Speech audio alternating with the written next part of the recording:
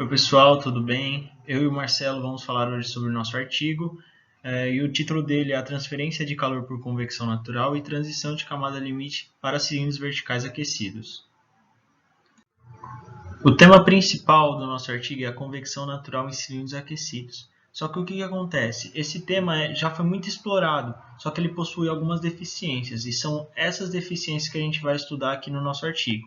São elas a relação interdependente entre a transição do regime de camada limite, transferência de calor em cada regime e a curvatura. Aqui ao lado a gente tem uma imagem no qual é possível ver aqui embaixo o regime laminar, o regime de transição e o regime turbulento. Nosso trabalho ele vai focar mais no regime de transição e no regime turbulento. Entrando agora um pouco na teoria e nos métodos, nós temos algumas definições que são necessárias para o trabalho. São elas o número de Nusselt, que é o coeficiente de transferência de calor por convecção, o número de Henle, que é utilizado para descrever a flutuabilidade, a difusão do momento e a força de difusão térmica. Ambas as equações dos dois estão aqui ao lado, e ao decorrer desse trabalho são feitos diversos passos que utilizam essas equações. Elas só são base para começar para o início de cada cálculo. É importante informar que o número de Henle é usado como uma função de lei de potência, e ela se manifesta em um gráfico de log de dois parâmetros. E eles utilizam o Python como um método de interpolação bidimensional para temperatura e para pressão.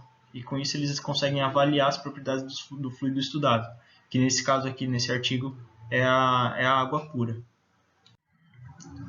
Falando agora um pouco sobre os efeitos de curvatura de dimensionamento, nós temos aqui o caso para dois cilindros, o cilindro da direita e o cilindro da esquerda. O cilindro da direita, vocês podem ver que o diâmetro superior dele é um pouquinho maior.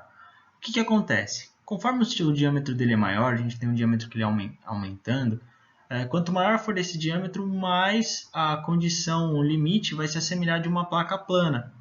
Só que o mesmo não acontece para um cilindro cujo esse diâmetro vai diminuindo. E é utilizado o critério de esbelteza para determinar a taxa média de transferência de calor desse cilindro aquecido. E o quanto que ela se desviaria da de uma placa semelhante. Basicamente é isso. Na imagem ao lado, nós temos a comparação entre a camada limite, a geometria da camada limite de um cilindro versus a de uma placa. E o ponto importante aqui que o artigo coloca para a gente é que a comparação das camadas limites hidrodinâmicas é uma razão do volume do fluido da camada limite e a área da superfície. E eles também colocam que o efeito da curvatura na camada limite cilíndrica é de segunda ordem. Falando ainda sobre o efeito de curvatura, a gente vai colocar isso daqui em um gráfico, que vai ser nessa figura 3 aqui, que seria o efeito de curvatura para velocidade e para tensão de cisalhamento. Então a gente tem dois casos aqui, que seria para a placa e para o cilindro, no qual a gente tem a curva da velocidade e a curva de cisalhamento para cada um dos dois. Com esse gráfico aqui a gente pode tirar diversas conclusões que estão anotadas aqui, e também aproximações que a gente conseguiu fazer com base nisso daí para utilizar essas equações nos nossos resultados. Agora falando um pouco do regime de transição e estabilidade, nós temos aqui no meio o regime de transição. E o regime de transição é onde as perturbações são amplificadas. Então o que acontece? Esse campo, esse fluxo, ele reúne uma quantidade crítica de energia, de densidade de energia. E essa densidade de energia gera forças de cisalhamento que começam a superar as forças inerciais. E isso tudo vai culminar em um vórtice lá na zona turbulenta, né? Então, basicamente, nesse estudo, eles separam as zonas de três modos diferentes, que seria a variação de temperatura da superfície, a velocidade do campo de fluxo de variância e a espessura da camada limite.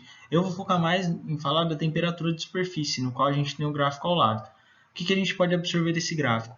Que a relação log linear de regime laminar está ali no começo. E aí depois acontece uma mudança abrupta de inclinação e depois acontece uma inclinação diferente, que seria o regime turbulento. Então aqui nós temos o regime laminar, o regime de transição e o regime turbulento. Falando agora um pouco sobre o aparato que eles utilizaram.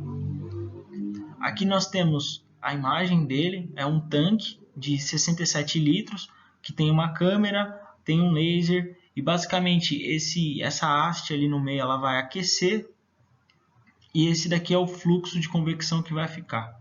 Basicamente é isso.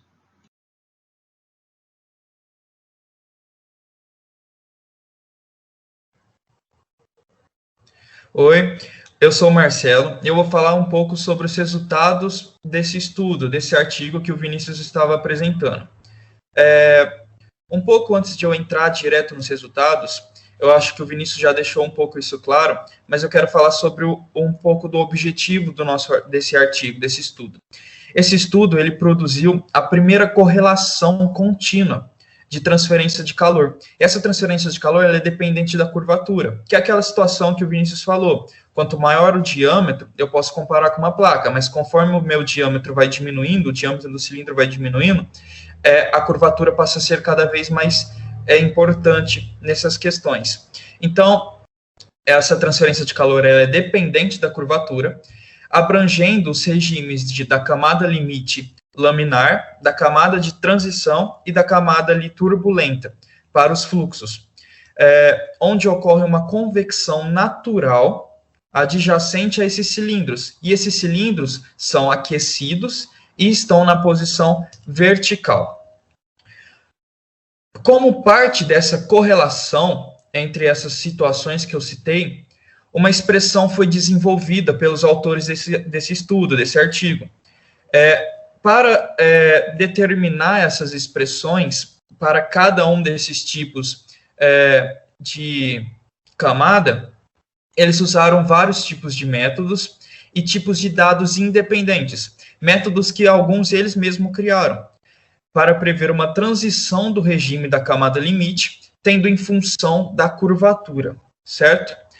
Para chegar a esses resultados, eles fizeram 3 tipos de testes.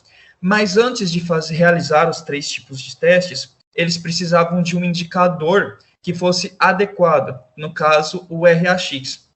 Para saber que o RAX é um indicador adequado, eles fizeram 2 tipos de testes com esse indicador. O primeiro foi a variação do fluxo de calor superficial, onde eles variavam esse fluxo de calor superficial, e o segundo é a variação da temperatura do fluido. E o fluxo de calor superficial permaneceria constante. Nesses 2 casos, a única variação é disso que eu citei. Eles tentariam manter todas as outras coisas constantes. Por exemplo, o diâmetro do cilindro, as outras temperaturas, eles tentariam ali manter todo constante. E eles chegaram ao resultado desses 2 gráficos. Aqui eu tenho o gráfico um pouco mais ampliado, do primeiro teste. E aqui o segundo gráfico ampliado, do segundo teste. E a partir disso, eles determinaram que sim, esse indicador é um indicador adequado para os tipos de testes, para chegar aos resultados que eles queriam. Entrando agora nos 3 testes que eu falei, o primeiro foi a transição de regime da variação da temperatura da superfície, que tinham ali como o objetivo de encontrar as bordas do pico de flutuação de temperatura. Para isso, e não só nesse caso, mas nos 3 testes que eles fizeram, nos 3 estudos, eles desenvolveram um modelo, como eu falei antes, e eles seguiram esse fluxograma aqui para desenvolver esse modelo. E tudo isso foi criado em Python, certo? Geraram esse gráfico e conseguiram chegar aí à transição do regime a partir da variação da temperatura da superfície. O segundo caso, também usando o mesmo fluxograma, o mesmo modelo, eles usaram aqui um sistema PAVE.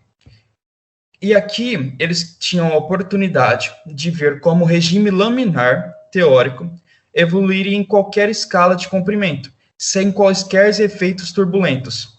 E os resultados da separação da camada limite se aliam bem com a variação da temperatura. Então, comparando os resultados do outro teste com esse, eles estão bem alinhados. É possível ver aí no gráfico. O terceiro e último foi a transição de regime de variação de velocidade. Esse aqui é um pouquinho diferente dos outros dois. Por quê? Porque os outros dois não é meio que incapaz de chegar a um resultado sobre o final da região de transição. Já esse tipo de teste, ele tem como objetivo avaliar o início e o término do regime de transição. E ele é feito a partir da variação da temperatura da superfície, usando um campo de velocidade em série temporal. E aqui são os resultados desses dois testes, gerando dois gráficos. Um para o coeficiente aqui, no caso, laminar, e o outro, o turbulento. Após isso, após esses três tipos de teste, eles chegaram nas três expressões, os três modelos, o laminar, o de transição e o turbulento. E aqui são as três expressões que eles chegaram. Para visualizar um pouco melhor, eles pegaram essas três expressões e colocaram num gráfico tridimensional. E aqui a gente consegue ver um pouco essas três expressões correlacionadas com a curvatura, que é aquilo que eu falei no começo, aquilo que o Vinícius também falou, que conforme maior o diâmetro, mais eu posso associar uma placa. Quanto menor, mais a curvatura é importante, mais a curvatura vai influenciar. E por último, para terminar, eles fizeram um gráfico comparando todos os resultados que eles obtiveram, todos os modelos e as expressões, com aquilo que já é encontrado na literatura, com outros autores. E aí eles chegaram à conclusão que são bem parecidos. Aqui são as referências que a gente usou, que no caso é o nosso artigo, e a referência que o Vinícius usou. Certo? Obrigado.